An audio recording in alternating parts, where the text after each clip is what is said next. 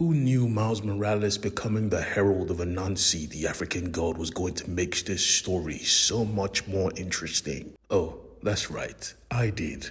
That is why I decided to cover this comic in the first place.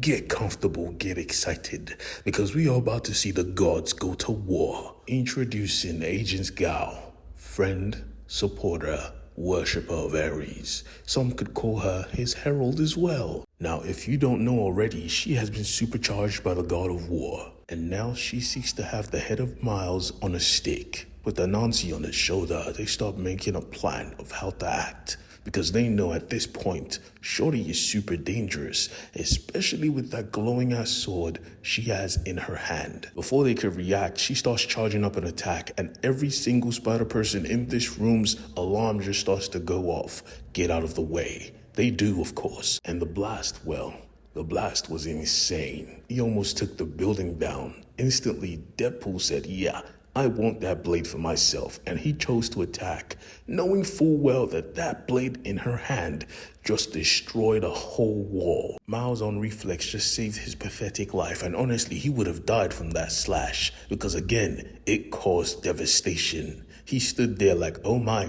I'm sorry. Shorty was like, yeah, I bring the fire. Now, are you going to die quietly, or do I have to rip your head from your body? She stood there with her crew. But Miles was not giving up, nah, because he had his own crew, Deadpool, his daughter, his brother Shift, and himself and Anansi. They were good. And so without question, the fight began. He moved quickly. Matter of fact, everyone moved quickly. Himself and Deadpool focused on Gal herself. Shorty was good, supercharged by this powerful blade. She was handling everyone like they were peasants. Deadpool shuffled behind her and tried to take her out from behind, but his blades just cracked on her skin.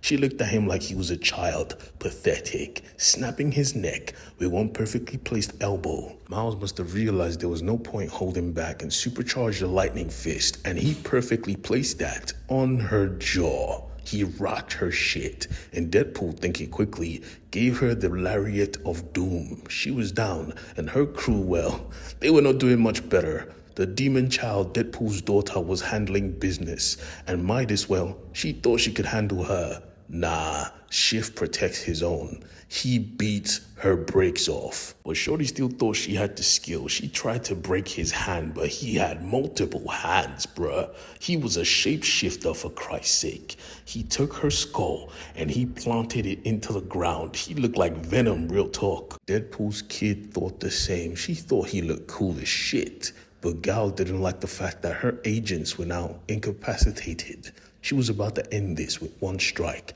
but Miles and Deadpool were never going to let her do that. Deadpool went in first, sweeping her off her feet while Miles just took her airborne, flinging her to his brother. As midway through the match, both of them just started playing volleyball. As they kicked her back, him and Deadpool delivered the finishing punch.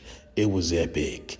It was legendary. She dropped like a rock. She may have been a warrior of Ares, but she wasn't no good fighter. She must have realized this because Shorty ran away, leaving behind the magical blade that Deadpool really wanted. Today was a good day. He got his blade. Oops, sorry I shot you, Shift.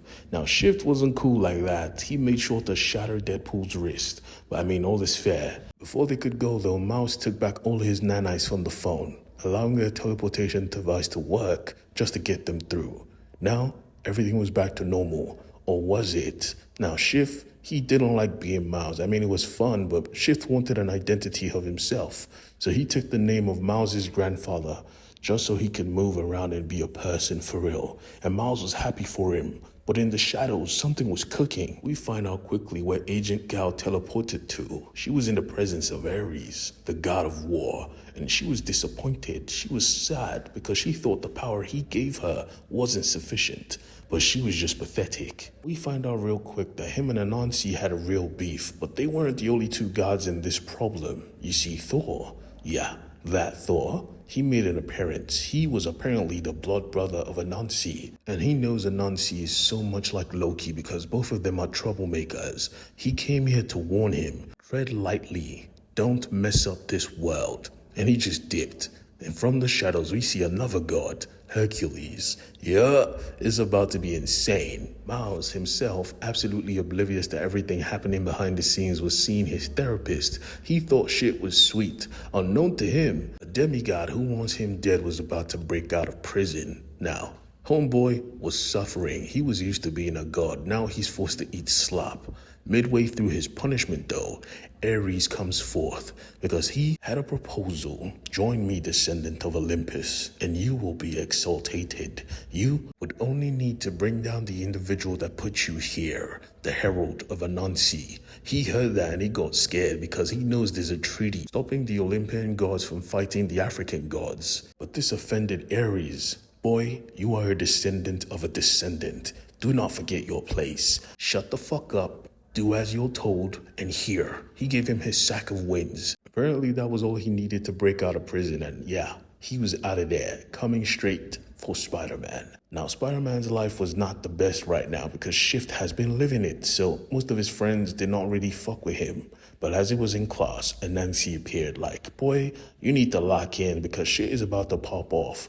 Miles was confused. He was like, what's going on? Anansi just said, oh, I'm too late. He's coming. And as if he could see the future, homeboy really was coming. He told his sack of winds to find him Spider-Man, and they did as he commanded because nothing could hide from the winds. He found Spider-Man and he came forth, destroying his old classroom like, come out, Spider-Man. We have a fight. We have a battle. He stood there like a literal god, and from the smoke, Miles just cloaked, got in his armor, and went to do battle. Now this time it was going to be different because this guy, he was juiced up. He was a demigod for real. So yeah, he slammed Miles hard. He was about to crush his windpipe. The vibranium suit was strong, but that didn't mean it couldn't be squeezed. Miles was about to die, but before he could, someone came. With a strike of lightning, we see Thor and Hercules. The demigod was shocked because that was literally his cousin.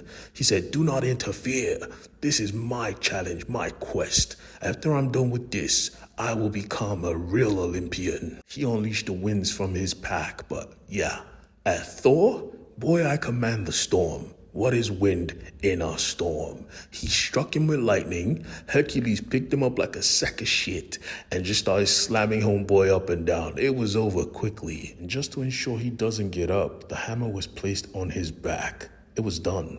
Anansi said, brothers, how you doing? Thor instantly knew what this was. You tricked us. Bringing us here was planned. Why? They found out why instantly because someone was here, someone dangerous. From the smoke, Ares came forth, the enemy of Anansi. With Agent Gao by his side, he had his team. He was here for revenge. Thor told him to stand down, but he said, shut the fuck up. You tell me nothing. You demand nothing from me.